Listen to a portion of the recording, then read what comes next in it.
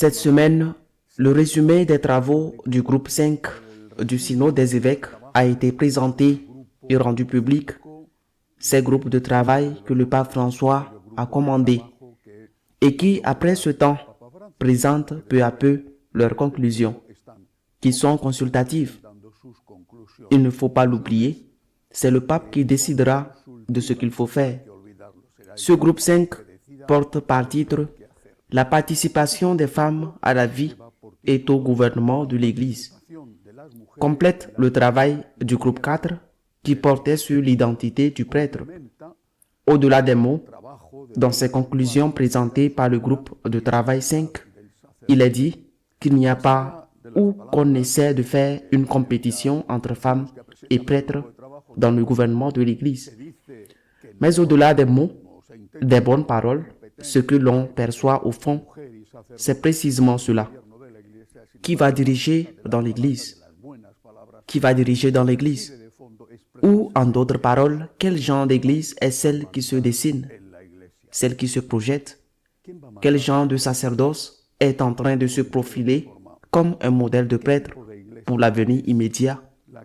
Dans le Concile Vatican II, il est dit très clairement, spécifiquement et explicitement, que le prêtre en premier lieu, l'évêque naturellement, et le prêtre comme collaborateur de l'évêque, reçoit par le sacrement de l'ordre sacerdotal 3 munérats, 3 services qu'il doit exercer, qu'il reçoit par le sacrement de l'ordre, pour le bien du peuple de Dieu et pour le bien de l'évangélisation de ceux qui ne sont pas encore peuple de Dieu, parce qu'ils n'ont pas été baptisés. Quels sont ces 3 services, ces 3 munérats? Le premier, sanctifié, et cela est accompli par le prêtre. Je répète, le prêtre comme collaborateur de l'évêque. Quand je parle de prêtre, je parle aussi de l'évêque et vice-versa. Même si la mission de chacun, naturellement, est différente, l'évêque, que le successeur des apôtres, la mission du service de sanctification est accomplie avec les sacrements. Le prêtre est celui qui préside l'Eucharistie. C'est celui qui consacre, c'est celui qui confesse et c'est celui qui accomplit presque tous les sacrements. Parce que, par exemple, le sacrement de la confirmation dépend exclusivement de l'évêque ou dans certains cas, si l'évêque veut déléguer à un prêtre pour qu'il l'accorde en son nom. Munus, mission de sanctifier. Mais ce n'est pas la seule mission que reçoit le prêtre par le sacrement de l'ordre. Il reçoit aussi la mission d'enseigner. Lorsque le prêtre enseigne, par exemple, il enseigne dans l'humilité, qui est réservée exclusivement aux prêtres ou aux diacres ayant reçu le premier degré de l'ordre sacerdotal. Mission d'enseigner. Et que le prêtre ou l'évêque exerce également lorsqu'il veille à ce que, dans sa paroisse ou son diocèse, l'enseignement qui est donné soit fidèle à ce qu'enseigne l'Église. Autrement dit, quel enseignement les catéchistes transmettent-ils ou quel enseignement est transmis, par exemple, dans les écoles catholiques. Mission de sanctifier, mission d'enseigner. Est une troisième mission qui est celle de gouverner. Et cela est très clair, j'insiste, dans le Concile Vatican II, c'est ce que l'évêque et le prêtre reçoivent comme leurs collaborateurs. Ils les reçoivent comme leurs délégués. Ils les reçoivent par le sacrement de l'ordre. Cette mission de gouvernement concerne le diocèse ou la paroisse. Quelqu'un dans le diocèse ou dans la paroisse doit avoir le dernier mot pour dire « cela doit se faire comme ça ». Que se passe-t-il si l'une de ces 3 missions, de ces 3 services fait défaut, que les 2 autres sont affectés? Et que se passe-t-il si 2 missions manquent? Eh bien, celle qui reste est très vexée. Que se passerait-il dans une paroisse si le prêtre ne pouvait pas faire l'homélie?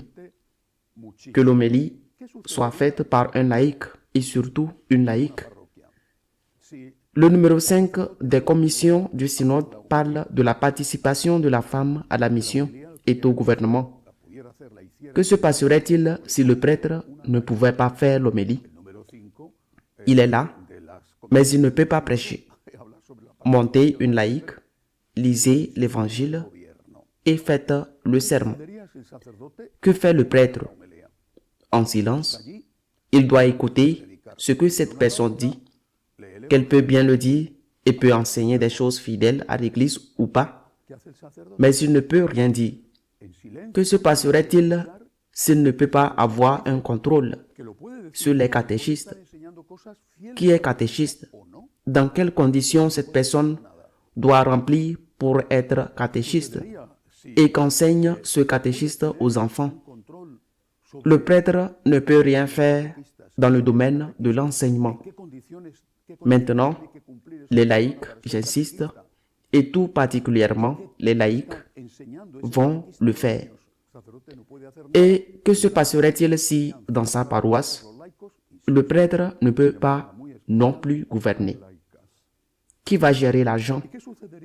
Qui va décider si, par exemple, le temple est utilisé pour donner des conférences, pour faire une pièce de théâtre, pour faire une exposition picturale, avec qui sait quel tableau? Le prêtre ne peut rien faire. C'est un groupe de laïcs, celles qui vont décider. Cela se fait ainsi. Cela se fait autrement. La liturgie se fait ainsi. Elle se fait ainsi. Et celles qui vont décider aussi comment le prêtre doit célébrer la messe. Oui, le prêtre va célébrer la messe.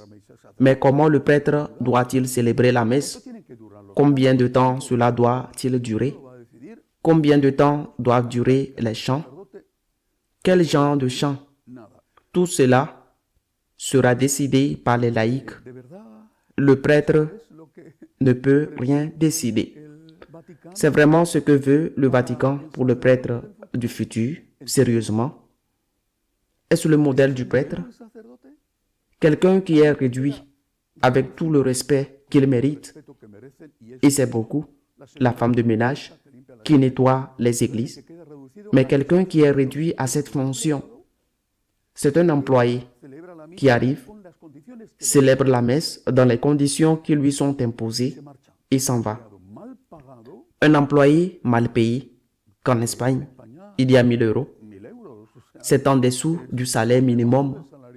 Un employé mal payé qui ne peut rien faire d'autre que venir, se coucher le soir, que le Seigneur soit avec vous, que vous puissiez aller en paix, consacré, et s'il le laisse avouer, ils pourront même l'exiger, lui demander de pardonner ou de donner l'absolution, ou qu'il donne la communion à tout ce que les laïcs disent, sans besoin qu'ils puissent dire « mais vous êtes repentis ». Mais il a un but d'amendement. Est-ce vraiment le modèle de prêtre que l'on veut proposer? Cela va-t-il attirer beaucoup de jeunes au séminaire? Est-ce vraiment sérieux? C'est sérieux? Il y a quelques jours, le pape Léon a envoyé un magnifique message aux prêtres du diocèse de Madrid, parmi lesquels je compte, réunis en grande assemblée, un convivium. Dans ce message, entre autres choses, le pape Léon disait ce qui suit. Il ne s'agit pas. Ce sont des mots textuels du message du pape. Il ne s'agit pas d'inventer de nouveaux modèles. Il parlait du sacerdoce, ni de redéfinir l'identité que nous avons reçue, mais plutôt de proposer à nouveau, avec une intensité renouvelée, le sacerdoce dans son noyau le plus authentique, être alter Christus, en laissant à lui configurer notre vie, unifier notre cœur et donner forme à un ministère vécu de l'intimité avec Dieu, le don fidèle à l'Église et le service concret aux personnes qui nous ont été confiées. Eh bien, On a beaucoup critiqué le pape pour avoir osé dire que le prêtre devait être un alter Christus. On l'a critiqué. Un alter Christus. De cela, d'ailleurs, on parlait de Saint François d'Assise, qui n'était pas prêtre, mais diacre. Un alter Christus. Mais qui était Christus? Qui était le Christ? Est-ce que le Christ n'était pas le maître? C'est ainsi qu'on l'appelait, maître. Et le maître, qu'est-ce qu'il faisait? Enseigner. Comment pouvons-nous être un alter Christus si nous ne pouvons pas enseigner? Est-ce que le Christ n'a pas régné? N'était-ce pas lui qui envoyait les disciples, par exemple 2 à 2, pour prêcher? N'est-ce pas lui qui a dit à 2 des apôtres d'aller préparer le dernier repas? N'est-ce pas lui qui dit à Saint-Pierre dans le jardin des Oliviers d'envoyer l'épée? Parce que celui qu'un fait tue, un fait meurt. N'est-ce pas lui qui a choisi 12 disciples? N'est-ce pas lui qui dit à Saint-Pierre, tu es Pierre, sur cette pierre, je bâtirai mon église? N'est-ce pas lui qui dit que si vous êtes sur la terre, vous serez liés au ciel? Le Christ a régné. Et comment pouvons-nous être prêtres du Christ, alter Christus, si nous ne régnons pas et si nous ne sanctifions pas? N'est-ce pas le Christ qui a institué l'Eucharistie et les autres sacrements? N'est-ce pas le Christ qui nous commande les apôtres et les prêtres collaborateurs des apôtres, des évêques? N'est-ce pas lui qui ordonne d'aller pardonner les péchés? Ne pouvons-nous pas être un alter Christus, un autre Christ, si nous supprimons des choses essentielles de ce qu'a fait le Christ, grand et éternel prêtre? Ce n'est tout simplement pas possible. Je me permets aussi de demander, dans le cas hypothétique qui ne se produirait pas, où les femmes seraient prêtresses, seraient-elles heureuses de ces prêtresses si je ne les laissais pas prêcher? Parce que c'était une autre laïque ou un homme laïque. Et si on ne les laissait pas gouverner l'Église, parce qu'il y avait un groupe de laïcs ou d'hommes laïcs, ceux qui gouvernent l'Église, seraient-ils satisfaits de leur sacerdoce? Nous devons regarder le Christ.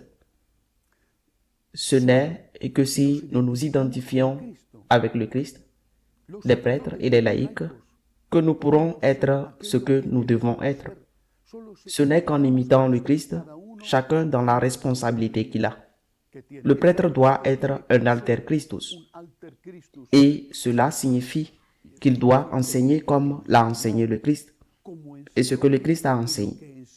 Il doit être un alter Christus et cela signifie qu'il doit gouverner comme le Christ, c'est-à-dire écouter. Jésus demandait aux apôtres, il doit écouter. Il doit prêter attention aux conseils qui lui donnent des opinions, mais en prenant la décision finale. Et bien sûr, il doit sanctifier en célébrant le sacrement comme l'Église l'enseigne, pas comme cela convient à ce prêtre. Il n'y aura un sacerdoce catholique que si le prêtre regarde le Christ comme modèle et essaie d'être un alter Christus, s'il essaie de bien célébrer et d'être un bon prêtre, tout en essayant d'être un saint prêtre.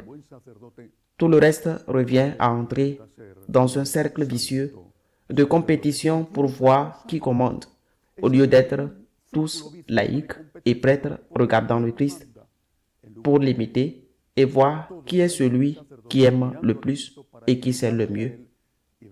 En changeant le modèle du prêtre, à part que je ne sais pas qui voudra devenir prêtre dans les conditions vers lesquelles il dirige l'Église, ou il semble qu'il dirige l'Église, en changeant le modèle du prêtre, ce que l'on est en train de faire, c'est changer l'Église. Et ce ne sera plus, dans ce cas, l'Église de Jésus-Christ. Ce ne sera plus l'Église catholique. Que sera-t-elle? Autre chose, appelez-la comme vous voulez. Demandons pour le pape et qu'il nous aide tous à faire ce que lui-même propose. Un prêtre, des prêtres qui n'ont pas besoin de redéfinir leur mission. Personne ne sait quel modèle ou quel miroir, mais ils doivent se limiter à être du mieux possible ce que nous avons reçu pendant 2000 ans. Regarder le Christ, être d'autres Christ et s'identifier le plus possible avec lui. À la semaine prochaine, si Dieu le veut.